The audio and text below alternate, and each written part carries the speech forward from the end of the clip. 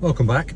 I thought I would give you a bit of a summary on my first 12 months of ownership with the 4.4 TDV8 L322 Range Rover.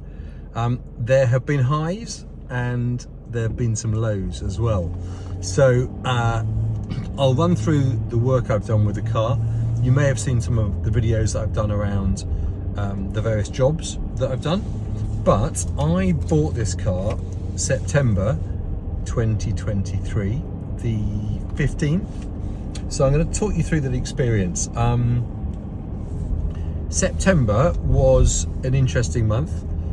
The fan stopped working and I did a lot of Googling and everyone said it's the final stage resistor or the hedgehog. So I changed the hedgehog and that fixed it for the time being, which I thought, oh, this is easy, this Range Rover ownership lark. Then I noticed a bit of a clonk from the front right suspension. The clonk only showed itself when you were going very slowly. So just as you pulled to a stop, there was a little bit of a forward knock, and I identified that was something called the banana arm, which is the arm that looks like a banana on the front right or driver's side hub. Connects the hub to the chassis. There's play in the rear bush, so I changed that.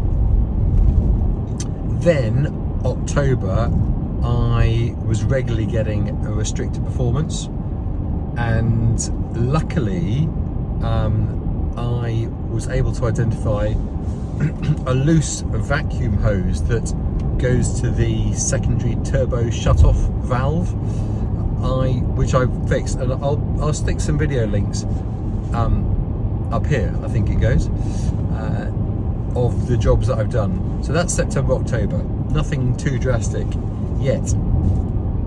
But once I jacked the car up, I noticed there was a big sort of pool of fluid in one of the videos that I did, and that pool of fluid was coming from the center of the engine.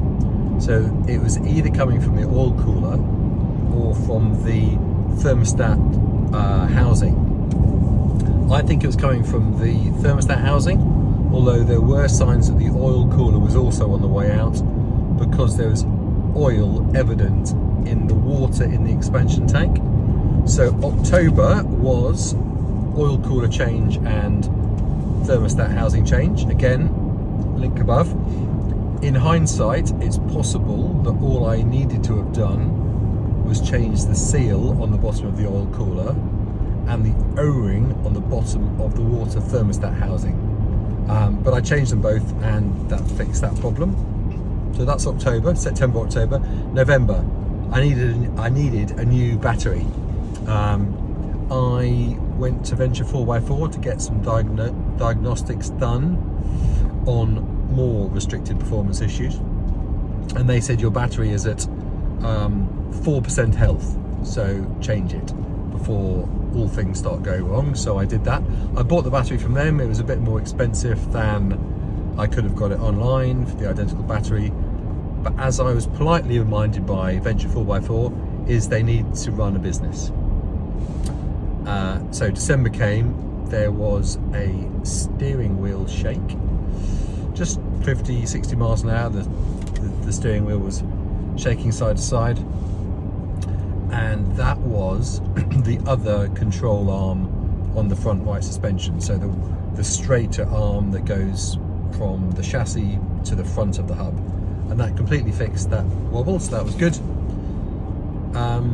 In December, Quick Fit had an offer on tyres, and I bought the Pirelli Scorpion P0 NCS, which is the recommended Jaguar Land Rover tyre for this car, and I think they are absolutely lethal in the wet.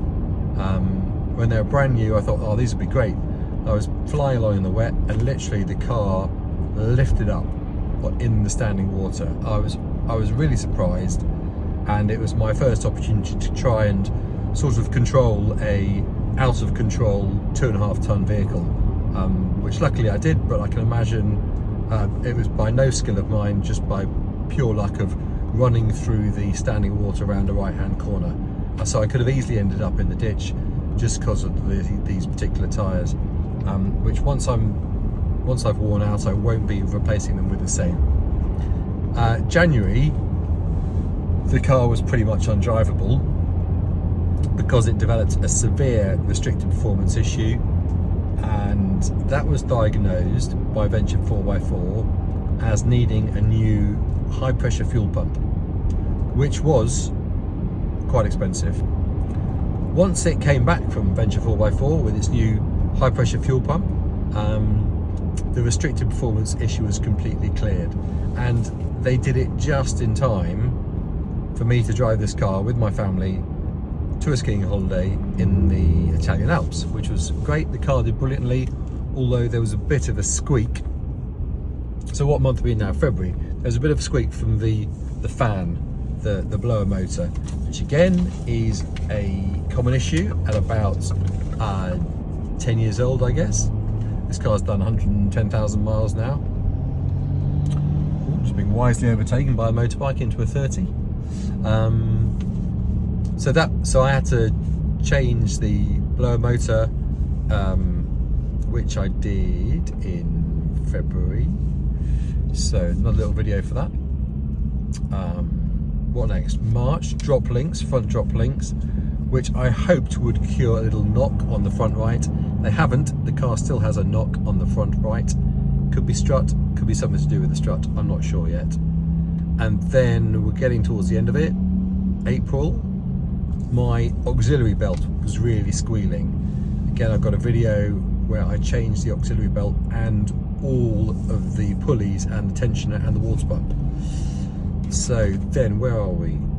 That was it really, so that's April, until August, where I decided to change the rear suspension bushes for the hub, because on right hand bends it was almost like the rear left wheel was becoming detached. It was quite alarming. I think it was the passenger side rear lower hub bush that was completely knackered. Changed those with the help of some laser tools which I bought, and that's really sorted it out. So total cost, considering I've done 7,768 miles, the total cost was £7,960. Now that includes a number of different things which I'll take you through, but it means it's about £1 per mile. How that cost breaks down, so ancillaries, just like windscreen wipers and stuff, £43. Diagnostic tool, I bought the Gap IID tool, 470. Engine related stuff, 3,942. Front suspension, £345. Oh yeah, insurance, so £530. Road tax, £708, which I paid monthly, and MOT £50. As to interior stuff, that was mainly the heater, because I bought a genuine Jaguar Land Rover blower motor, £463. Rear suspension, £367.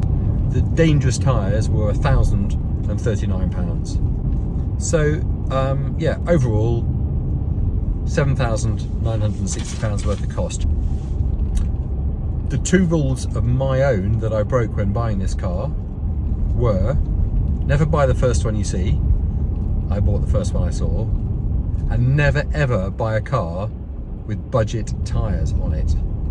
This car had 4 budget tyres on it, 2 at the front and 2 different ones at the back, which just says to me that somebody is trying to save money. But I like the colour and I like the interior, and I like the fact that you can see through all of the windows. So I bought it. Have I paid the price of buying a car that hasn't been as well maintained as it could have been? Probably. Did I buy a car that had an oil change every year with evidence? Yes, I did. So at least it had that. At least it had an annual service. But what this shows to me, and hopefully to you, is that if you buy one of these cars that's about 10 years old, that hasn't had things change that need changing at the 100,000 mile 10-year-old mark, this is 12 years old now, then be prepared for those kind of costs. And bearing in mind, I've done the majority of work on this myself, so I haven't had to pay somebody's living to do it.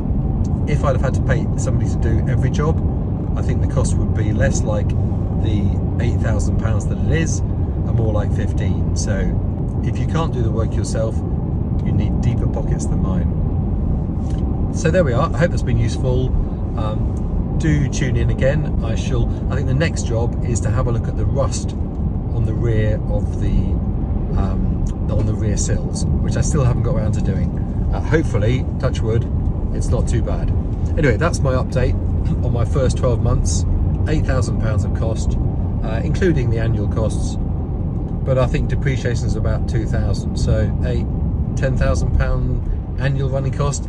Yeah, it's high, but I don't know, if I'd have bought a new electric car, maybe the depreciation would have been about the same, who knows. And this was still great fun, and there's actually the newer Range Rover in front of me as we speak, so I'm going to go and have a look at that. It's a nice dark burgundy colour, and he's stuck behind some sort of Mini. Anyway, thanks again for joining me, and I'll see you very soon. I'm back. Quick update. I completely forgot about the cost of the fuel.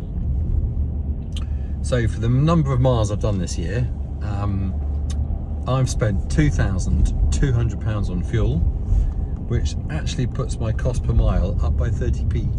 So my real cost per mile is £1.30. That's it, year one, £1.30. If I keep this car for another year, I'll keep you updated on the little jobs I'm doing. The next job is in an attempt to stop the front right hand side knocking. I've bought the lower ball joint that goes onto the front hub, so I've got to change that. That'll be the next job. But there we go. That's always something to do on an L322. Nice. Okay, catch up soon. Take care. Bye.